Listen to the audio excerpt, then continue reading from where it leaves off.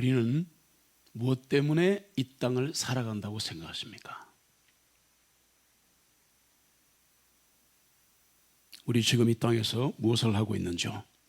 열심히 살고 있는데 우리는 결국 죽음을 향해 가고 있는 겁니다. 죽음을 피할 수 있는 사람은 한 사람도 없고요. 죽음 이후에는 그 무엇이 있을까? 성경은 인생은 길어야 70이요 강건하면 80이라고 얘기를 합니다. 더 살 수도 있겠죠.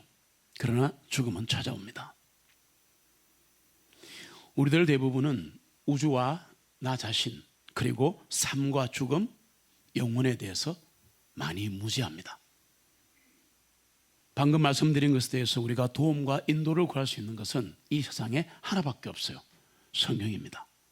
성경 밖에는 답을 주는 곳이 없습니다. 얼마나 성경을 읽으시는지요. 오늘 읽은 성경 주제 말씀 사도행전 2장은 오순절에 행했던 사도 베드로의 말씀 선포 중에 하나를 읽었습니다. 베드로는 왜 선포했으며 무엇을 선포했는가, 그 얘기를 하려고 합니다. 갈릴리 바다에서 고기나 잡던 하찮은 어부가 베드로였습니다. 지금처럼 배를 타는 사람도 유식한 사람이 있는 시대가 아니라 그때는 그를 모르는 가장 무지랭이가 고기를 잡을 때였습니다. 베드로는 나중에 성령이 충만하여 복음을 전하고 있을 때조차도 제사장들이 뭐라 그러느냐, 저 학식 없고 무식한 자들이 어떻게 저렇게 유식한 말을 전할 수 있을까라고 놀랄 정도로 하찮은 사람이었습니다. 그런데 갑자기 온 세상이 주목하는 사람이 되었습니다. 사람들은 어떻게 됐냐고, 이게 웬일이냐고 물었어요. 그러자 베드로는 자신의 체험을 얘기하거나 여러분도 나처럼 될 수 있습니다, 이런 얘기를 하지 않았습니다. 이렇게 얘기했습니다. 우리에게 일어난 이 놀라운 현상을 이해하고 싶으시면 나사렛 예수 그분을 바라보십시오, 이렇게 얘기했습니다. 그러고 나서 베드로는 주 예수님이 어떻게 태어나셨는가, 어떻게 사셨는가, 어떻게 죽으셨는가, 그리고 그분의 가르침은 무엇인가를 짤막한 선포 속에 다 전했습니다. 베드로는 그런 능력이 없습니다.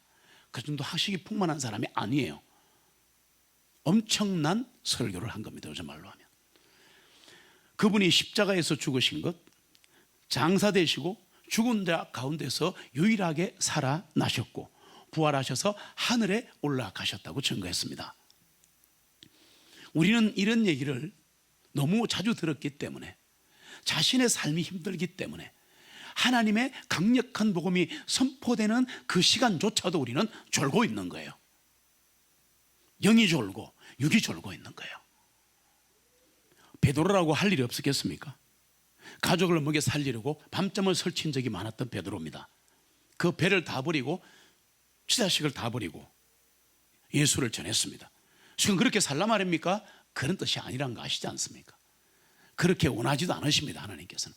그 정도 되는 사람은 선택해서 보내시지 아무나 보내시지 않거든요. 그냥 부담 갖지 마십시오. 그러나 편하게만 살려고 하는 마음은 악한 것입니다. 게으름은 가장 큰 죄입니다. 불순종도 가장 큰 죄에 들어갑니다. 예수 믿기 전이나 예수 믿고 난 후에 가장 큰 죄는 교만이죠. 그렇다면 교만과 불순종과 게으름은 3대 죄악입니다. 여러분은 강도질하고 죽이고 간음하고 이런 것들만 죄라고 하시지만 로마서에 보시면 뒤에서 수군거리고 교회를 향하여 수군거리고 성도를 향하여 수군거리는 것도 살인죄와 똑같다고 말씀하십니다. 어찌 여러분 죄가 없다고 말씀하십니까? 내가 아는 지식으로 함부로 남을 판단하고 상대방이 누군지도 모르고 상대방이 누군지를 모르니까 교회가 누군지를 모르고 교회가 뭔지를 모르니까 하나님이 누구신지를 모르니까 함부로 입을 벌리는 거예요. 정말 겸손하셔야 합니다. 베드로는 자신의 얘기를 한 적이 없습니다. 오직 예수님 얘기만 전하는데 이 현장은 지금 피 터지는 현장이에요. 사도행전의 오순절에 성령님이 이 땅에 처음으로 내려오신 사건입니다. 그거를 설명하는 거예요. 내가 이런 거를 겪었거든? 그렇게 말하지 않았습니다. 사도행전 2장 16절로 18절 같이 읽습니다. 오히려 이것은 대언자 요엘을 통하여 말씀하신 것으로 하나님께서 말씀하시기를 마지막 날들에 그것이 이루어지리니 내가 나의 영을 모든 육체 위에 부어주리라. 그리하여 너희 아들들과 너희 딸들이 태어날 것이요 너희 젊은이들은 환상들을 볼 것이며 너희 노인들은 꿈을 꾸리라. 아멘. 예수님께서 이 일을 행하셨다고 베드로가 선포를 했습니다. 사도행전 2장 32절로 33절 같이 읽습니다. 이 예수님을 하나님이 살리셨고 우리가 다 그 일의 증인들이라. 그러므로 그분께서 하나님의 오른손으로 높임을 받으시고 아버지께로부터 성령님을 약속으로 받으셔서 지금 너희가 보고 듣는 이것을 부어주셨느니라. 아멘. 성령님이 이 땅에 불의 해같이 급하고 강한 바람같이 이 땅에 임하시자 제 아들은 다 성령님으로 충만했습니다. 제가 지금 뭘 갈망하는 줄 아십니까? 여러분들 다 성령님으로 충만하기를 기도하고 있다고요. 성령님이 이 땅에 불의 해같이 급하고 강한 바람소리같이 임하자 제 아들은 다 성령님으로 충만했습니다. 베드로가, 그 무식한 베드로가 말씀을 선포하는데 갈릴리 방언이란 말은 나쁜 뜻이 아니에요. 갈릴리 언어란 뜻입니다. 랭귀지. 갈릴리 사투리로 복음을 선포했는데 16개국 언어로 통역이 된 거예요. 지대로. 사람도 없는데 사람들이 너무 놀라운 거예요. 어떻게 저 무식한 사람이 이렇게 설교나. 베드로 보고 우와, 갈릴리 방언으로 말하는데 지금 우리가 16국에서 왔지 않나? 그런데 우리말로 다 들리네. 이게 웬일이야. 그러니까 술 취했나 그러고 난리가 났어요. 아니요. 들어보세요. 여러분이 보고 들은 주 예수님 그분이 이 일을 행하셨습니다. 이거를 할 줄 알아요. 훨씬 나중에 베드로는 베드로 후서에서 이렇게 권면합니다. 나중에 여러분, 저는 이제 늙어서 죽을 것입니다. 여러분과 함께 할 날이라면 남지 않았습니다. 원하건대 여러분이 보고 들은 것을 굳게 붙잡으십시오. 여러분이 힘든 세상을 살고 있고 세상과 육신과 마귀와 대면하고 있는 거 알고 있습니다. 베드로는 특별히 거기에 강한 사람이에요. 여러분 언젠가 죽게 되겠지만 죽으면 하나님의 영원한 왕국에 넉넉히 들어갈 것입니다. 들어가는 유일한 방법은 여러분이 들은 진리를 굳게 붙드시는 겁니다. 그러고 죽었습니다. 그 진리가 뭘까요? 이 진리를 붙들고 있으면 처음 듣는 순간 구원받고 붙들고 있으면 계속해서 내 신앙이 강해지는 이 진리가 뭔가? 수천 년 동안 수많은 대언자들이 태어나고 예언했던 예수님이십니다. 예수님이 어떻게 태어나셨는가, 그분이 어떻게 사셨는가, 어떻게 죽으셨는가, 어떻게 부활하시고 다시 오실 것인가를 계속해서 선포하는 교회가 되어야 합니다. 이것을 듣기 싫어하시면 안 됩니다. 목사는 이거 왜 전할 게 아무것도 없어요. 그래서 저는 이것만 전하는 거예요. 여러분도 이것만 듣고 싶으셔야 합니다. 예수님 얘기는 듣고 또 듣고 수백 번 들어도 감격이 와야 합니다.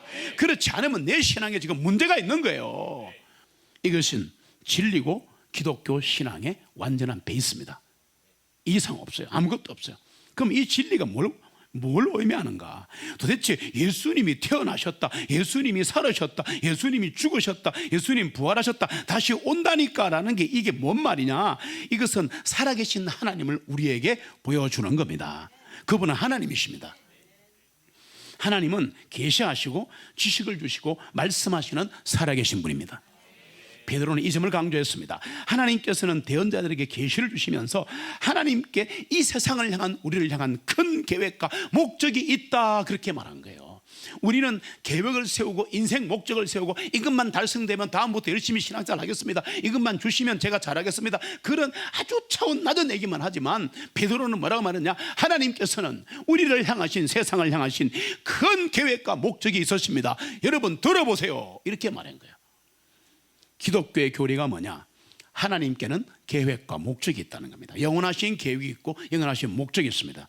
말씀드리려고 합니다. 사도행전 2장 23절 베드로가 증거합니다. 같이 읽습니다. 그분께서 하나님의 정하신 뜻과 미리 아심에 따라 내어주셨거늘 너희가 그분을 붙잡아 사악한 자들의 손을 빌어 나무에 달아 못 박아 죽였으나. 아멘. 여기 나오는 내용 잘 보세요. 하나님의 정하신 계획과 미리 아심을 따라, 하나님의 정하신 계획과 미리 아심을 따라 우리를 구원하신 거예요.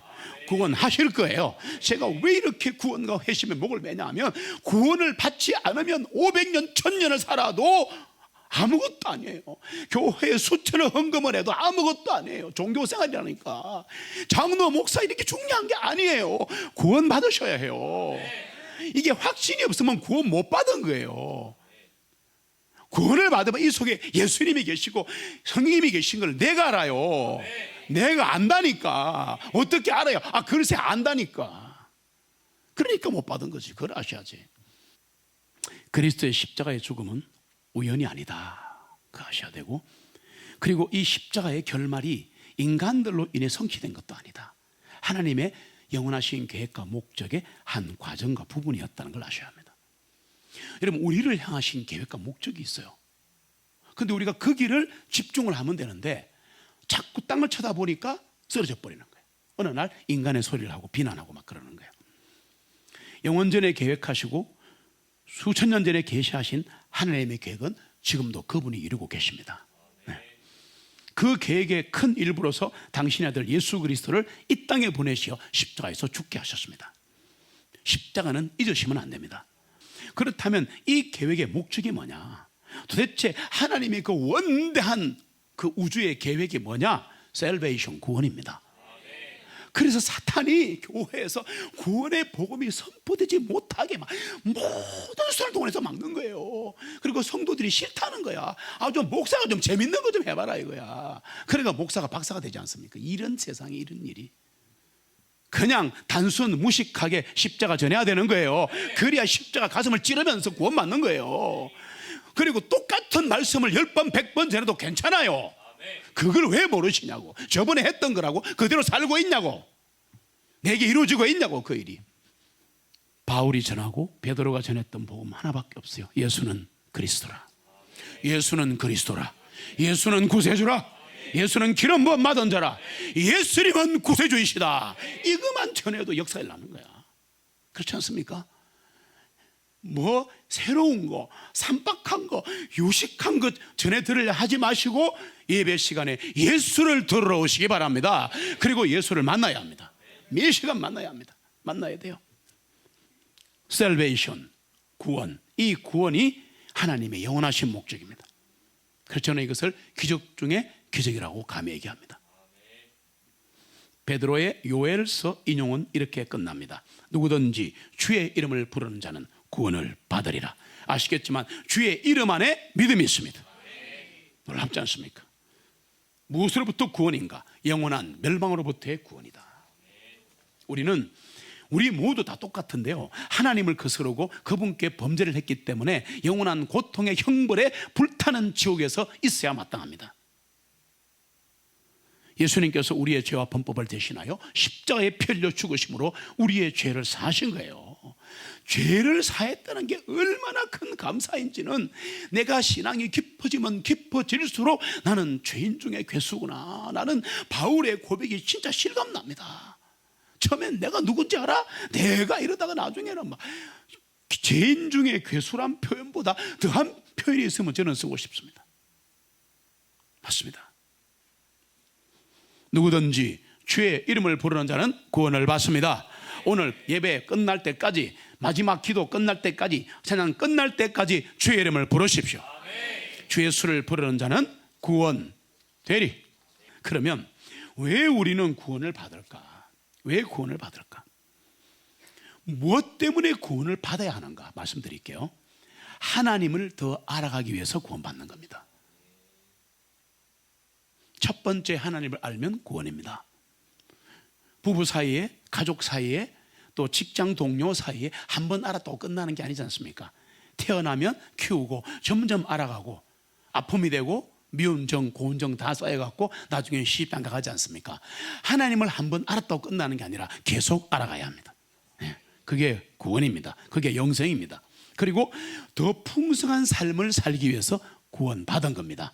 하나님은 우리가 이렇게 걱정하며 근심하며 살게 하지 않으십니다. 뭔가 내게 문제가 있는 거예요. 그거 아셔야 돼요. 왜 안 풀리지? 왜 안 되지? 우리의 목적은 오로지 먹고 사는 것, 오로지 뭔가 가지는 것 아니라 하면서 그게 너무 많이 매여 있습니다. 제가 이걸 모르는 사람이 아니에요. 그러나 그게 매여버리는 순간 위대한 하나님 목적이 한 개도 안 보이는 거예요.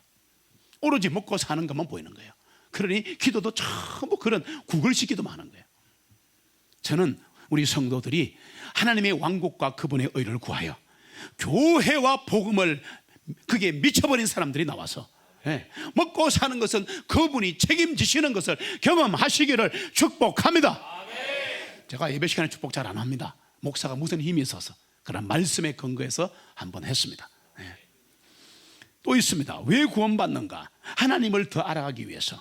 왜 구원받는가? 새로운 삶, 풍성한 삶을 살기 위해서. 하나 더, 영원한 영광으로 이어지는 삶을 살기 위해서입니다. 이 땅의 삶이 끝이 아니다는 거, 우리에게는 영원한 영광이 있다는 것을, 이거를 주시려고 우리를 부르신 거예요. 그러면 하나님께서는 구원자 예수를 보내셨는데, 구원자이신 예수님은 어떻게 구원을 이루셨는가? 짧게 할게요. 이거는 나를 본받으라 그러면 구원을 받으리라, 그런 구원 없습니다. 이거 행하고 저거 행하고 행위 구원하면 이걸 하면 내 구원 줄게, 그런 것도 없습니다. 그렇게 해서 구원이 일어나지 않습니다. 우리가 그렇게 해서 구원을 받지 못한다는 걸 하나님 알고 계십니다. 모든 사람이 죄를 지어 하나님의 영광에 이르지 못한다는 걸 알고 계신다고요. 그래서 그분이 오신 것은 인간은 스스로를 구원할 수 없다, 내가 열심히 기도한다 해서 구원 받는 거 아니에요. 그럼 하지 말란 말입니까? 그 뜻도 아닙니다. 그러니까 구원을 못 받은 거예요. 이걸 이해를 하셔야 돼요. 이게 왜 그러냐면, 구원을 갈망한다 해서 주어지는 건 아닌데 갈망해야 합니다. 이게 참 패러독스인데, 가만히 있으면 되는 게 아니에요. 스펄전은 18세 때 1년 동안 죄 때문에 고민했습니다. 여러분, 구원을 갈망한다고 말만 하지 말고 내 죄를 좀 보라고, 내가 어떤 사람인지를 보란 말이에요. 이대로 사도 되는가 보란 말이에요. 내 죄를 보라고. 그리고 예수님을 갈망하면 미친다니까, 이대로 못 산다는 것 때문에. 나 좀 어떻게 해주세요, 나 좀 어떻게 해주세요. 이게 구원에 대한 갈망이에요. 구원받고 싶어요, 이렇게 말로 하는 게 아니란 말이에요. 아시겠습니까? 구원의 방법은 수백 수천 가지이지만 인간의 입장에서는 갈망을 해야 되는 거예요. 내 가정의 구원을 갈망해야 되는 거예요. 갈망해야 되는 거예요. 여러분, 하나님께서는 우리의 죄를 담당케 하시려고 당신의 아들을 세상에 보냈습니다. 구원의 문제는 죄의 문제입니다. 근본의 문제입니다. 내 인생의 근본 문제입니다. 하나님의 아들 예수 그리스도의 죽음을 통해서 인간을 구원하시겠다는 것이 그분의 방식입니다. 그래서 하나님 아들을 다시 살리신 거죠. 예수 그리스도는 누구신가? 그분은 말씀이 육신이 되어 이 땅에 오셨습니다. 육체로 오신 성자 하나님이십니다. 예수님은 하나님이십니다. 예수님은 영원하신 분입니다. 사망 결박을 끊고 부활하신 분이에요. 우리는 죄와 이 죄의 결박과 권세에서 구원받아야 합니다. 지금 나를 붙잡고 있는 게 죄입니다. 죄, 불안입니다. 염려입니다. 교만입니다. 무지입니다. 부끄러움입니다. 이거 다 죄의 권세예요. 이거 예수 그리스도를 불러야 끝나는 거예요. 오늘 저는 일어나기를 간절히 바랍니다. 우리를 구원할 수 있는 것은 예수 그리스도밖에 없습니다. 베드로가 사람들에게 가르쳤고, 이것이 성경의 핵심이에요. 주의 이름을 부르는 자는 구원을 얻으리라. 이거 핵심이에요. 이것은 세상의 기초가 놓이고 세상이 창조되기 전에 결정된 하나님의 계획입니다. 그래서 예수님은 창세전에 죽임당하신 어린 양이십니다. 우리가 해야 하는 가장 긴박한 인생의 질문이 뭐냐? 내게 지금 필요한 게 뭐지? 이것 때문에 교회들을 무척 옵니다. 내게 필요한 건 뭐지? 기도 부탁합니다. 기도 부탁합니다. 좋습니다. 해드리겠습니다. 그러나 가장 긴박한 질문은 예수 그리스도는 누구신가? 이게 내 인생의 의문점, 퀘션마크가 돼야 돼. 이분은 누구시지? 예수님은 누구시지? 구원받은 사람도 똑같습니다. 이 질문을 하지 않으면 쓰러지게 돼 있어요. 예수님은 누구신가? 무엇 때문에 대언자들이 그렇게 기록했고, 무엇 때문에 하나님은 예수님을 이 땅에 와서 죽게 만드셨는가? 도대체 예수 그리스도의 죽음이 내하고 무슨 관계 있나? 좀 질문 좀 해보란 말이에요. 남의 입에 이방으로 듣지 말고, 예수님이 십자가에 또 돌아가셨다는데 나는 나를 위해서 손가락으로도 못 자르는데 무서워서, 그분은 십자가에 돌아가셨잖아요. 그러면 질문 좀 해보란 말이에요. 여기서만 질문하지 말고 신앙의 과정에서 인생 살면서 예수님 내하고 무슨 관계 있어요? 예수시여, 괜찮아, 불경건가 아니야, 그냥 불러. 예수 누구신데요? 당신은 누구십니까? Who are you? 당신이 죽은 거하고 내하고 뭔 관계 있냐고 라고 좀 한번 항의라도 해보란 말이야. 내 말은 이 말을 이해를 해야 돼. 좋은 설교 하나 듣고 뭐 젠틀한 설교 하나 듣고 오늘 은혜 받았습니다 그따구 소리 그만하란 말이야. 내 말이 이해됩니까? 왜 예수 그리스도인가 고민해 보세요. 왜 베들레헴인가 거기서 태어나겠는가, 왜 골고다에서 죽으셔야 했나, 왜 무덤이신가, 왜 장사 지냈는데 부활했나, 왜 성령이 내려오셨나, 왜 교회인데 하필이면, 이게 뭐냐고 질문을 좀 해보란 말이에요. 하나님 기다리시잖아요. 정말 여러분은 이 질문을 신앙생활 하시면서 내 모든 것을 걸고 질문해 본 적이 있습니까? 인간은 예수 그리스도와 그분에 대한 이야기를 대면하려고 하지 않습니다. 이상하더라고.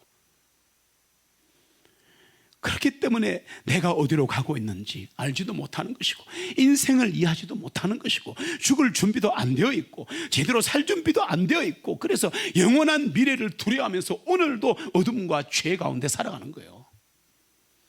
예수 믿고 구원받아도 그렇게 사는 사람이 많습니다. 진리와 성경 역사를 바라보시기 바랍니다. 그리고 내 스스로에게 한 번은 정말 올레가 가기 전에 기도 한번 해보시고 질문하시기 바랍니다. 이런 질문을, 예수는 누구신가? 예수님 당신은 누구십니까 도대체? 나랑 무슨 관계 있습니까? 질문해 보시라니까. 예수님은 누구십니까? 그럴 때 그분이 모든 내 인생과 내 일과 내 주변의 모든 것에서 나와 관련이 있다는 것을 깨닫게 되는 그 순간 구원이 일어납니다. 예수님과 나와의 문제였구나. 예수 그리스도 그분은 잃어버린 자를 찾아 구원하려고 오신 겁니다.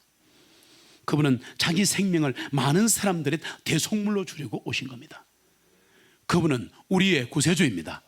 우리는 그분의 미리 아심과 그분의 뜻 안에 있습니다. 그분의 손 안에 있다고요. 그분은 우리의 인생의 눈물과 고통과 슬픔과 좌절과 질병을 알고 계십니다. 그러기에 우리의 구원과 우리의 회복을 애타게 지금도 바라고 계시는 겁니다.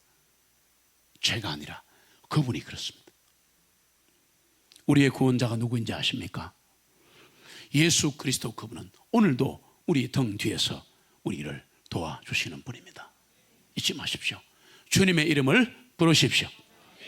주님이 구원하시고 주님이 인도하십니다.